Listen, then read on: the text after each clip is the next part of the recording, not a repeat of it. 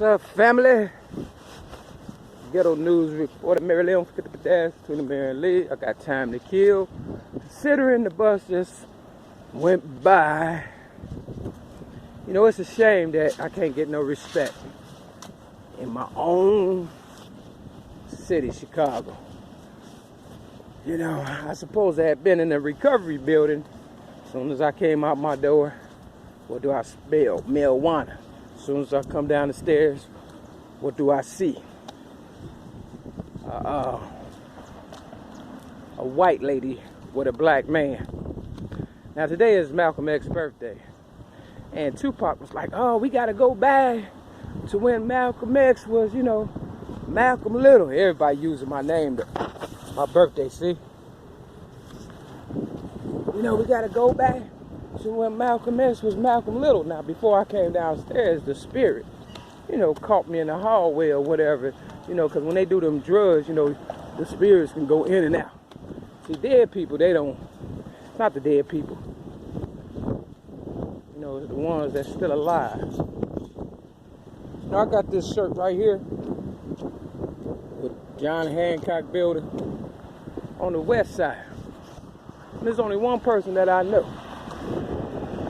you know, that does, you know, fake ID on the west side. And, you know, he used to sell, you know, general merchandise in Jewtown or whatever and stuff. I don't know if he down there today because he used to be there on Sundays or whatever. And, you know, when I was selling merchandise or whatever, you know, I used to take him a lot of money for the music. You understand what I'm saying? And my ex-girlfriend, LaWanda Joy Jacobs, was there with me at the time. And, you know, ladies, they're attracted to money. It's money funny, though. You know, she claims she met Oprah Winfrey.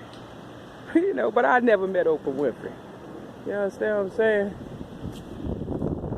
You know, I remember my so-called friend, Dwayne Lewis, taking me on the west side. See, because they will parade you around so people will know who you are or whatever. You understand what I'm saying? I remember that a long time ago. So I remember also meeting, you know, LaWanda Joy Jacobs and giving her a play after 6 months. And, you know, I took her to a hotel because I be trying to figure out who want to be my friend and who don't want to be my friend, who for real and who ain't, right? And so, you know, if I look at it like this, if my buddy Dwayne at the time, you know, could get to her, you know, and have sex or whatever in front of me, then, you know, she ain't somebody I want to be with, right? So they must have, you know, figured out, oh, that's what she do. So, you know, this time, Dwayne, when you say, hey, go take a shower and shit and come out butt naked, because that's what I used to do and stuff. You know, they either go for it or not. You know, it's just, you know, when you young, you do stupid like stuff like that. They say it ain't no fun if the homies can't have none, right? But, you know, LaWanda, she never went for it. But she did see Dwayne Lewis butt naked, you know, and he's a short penis man. You know what I'm saying? You could work with him and stuff. You know what I'm saying? And, you know, I said that to say, long story short, I remember the last time I was really with LaWanda having some fun. I was at the skating rink on 87th Street. And I didn't invite Dwayne. But Dwayne popped up. And I was like, damn, Dwayne must have got that, you know what, from LaWanda. You understand what I'm saying? Because by that time, you know, me and LaWanda, we was kind of falling off. And, you know, that same night at the skating rink, she had denied me. Like Peter did Jesus. You understand what I'm saying? When this lady asked her if she knew me. And she said no. And by that time, I was passing out my business card. You understand what I'm saying? With my website, you know, marymac.biz on it. And, you know, it didn't stay up a good year before them devils took it out once they railroaded me in 2008. Yeah, but, you know, if the lady was really paying attention to us, she saw us walk out together, me, Dwayne, and LaWanda. But I always wondered, I said, dang, how did Dwayne know that we were skating? Yeah, and Dwayne ain't the type of person just go skate. You understand what I'm saying? Nah.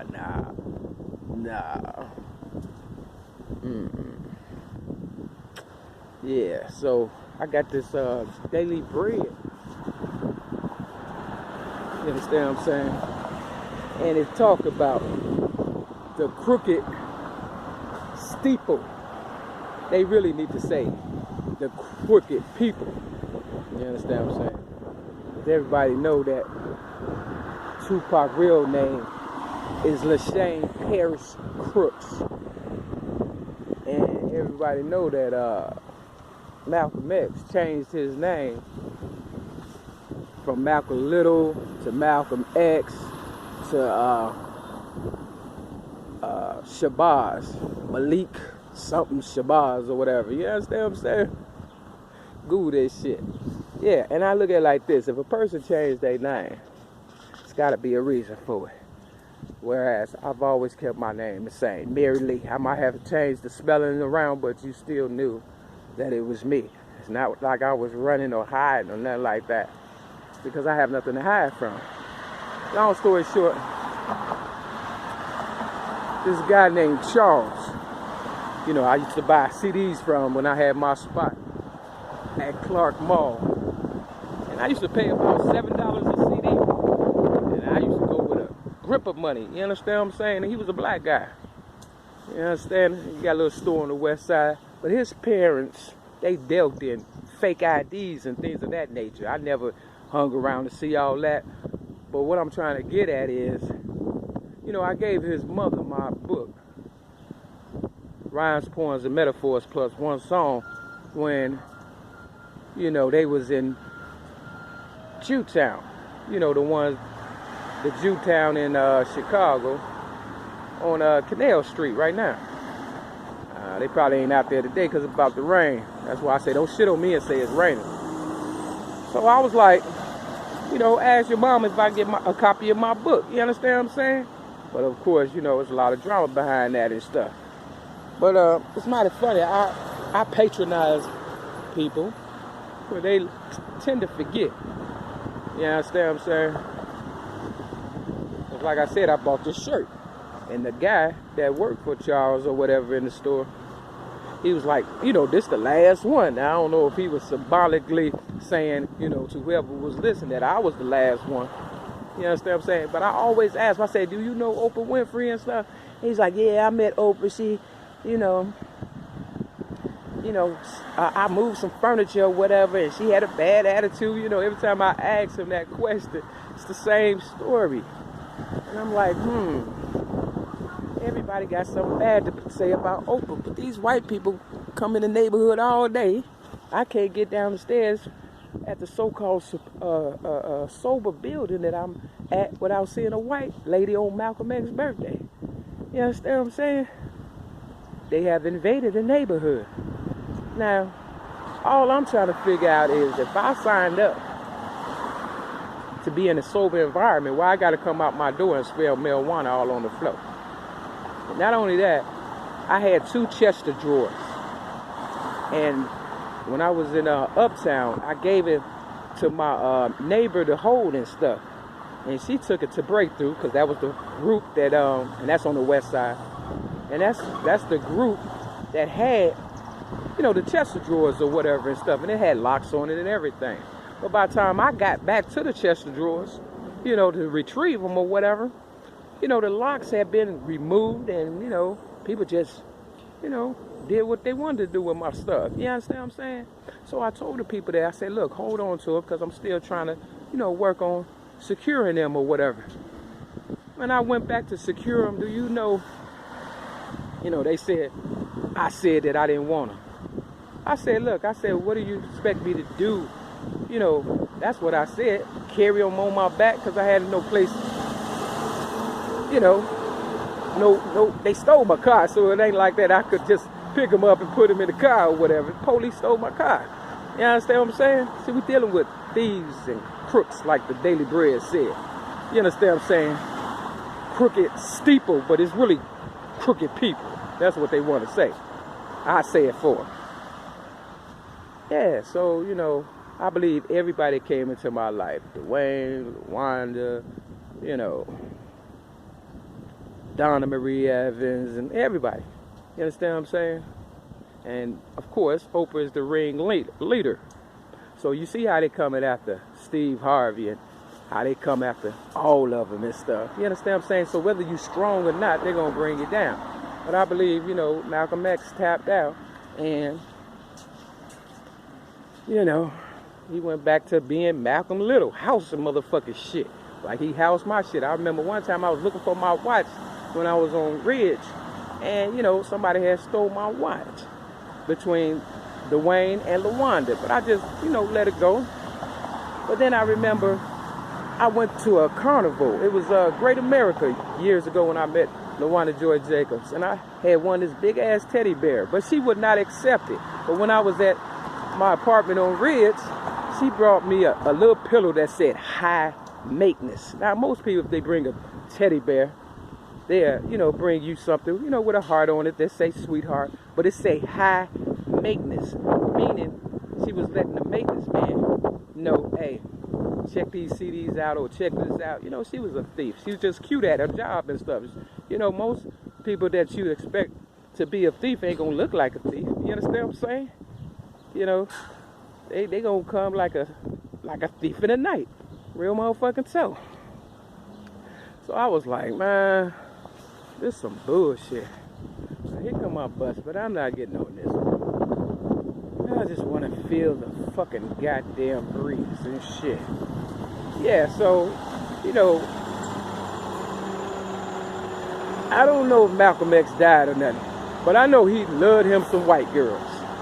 And I also know that Mas Merian, because I seen it for myself, but they have since taken it down. You know, because when I catch them, they start removing shit. It had 1969 on the front of it. You understand what I'm saying?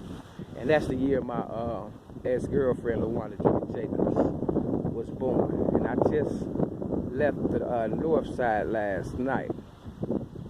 You know, on Glen, I think it's Glenview or something, and Lunt. And they have torn down the general store.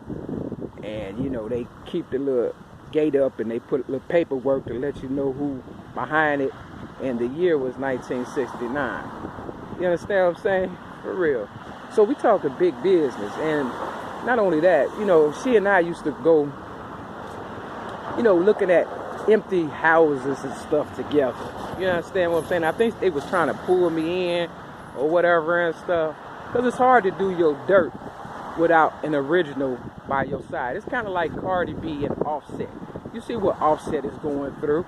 Now, he didn't have the baby, so, you know, she didn't have the baby by him, so she don't really need him no more. Once they get your seed or your eggs, it's a wrap. You understand what I'm saying? And because, you know, I wasn't having children, they waited till I became homeless and stole my eggs. I literally thought they was going to rape me that day, you know, when I went to the, you know, emergency room or whatever and stuff. I really did. And if I didn't comply, they probably would have. And I'm talking about the so-called doctors. And I was so tired. Ain't no telling what they did. But, you know, whatever they did, you know, I felt violated. And that's why I left my mother's picture and my wallet, you know, at the hospital. And I went back like the next day to go get it.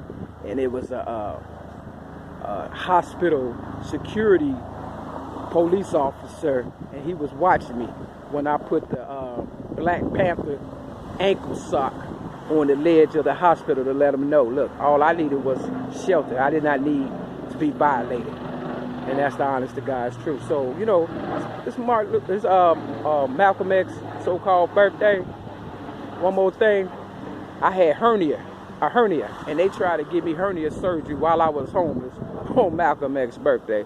So you see what I'm dealing with.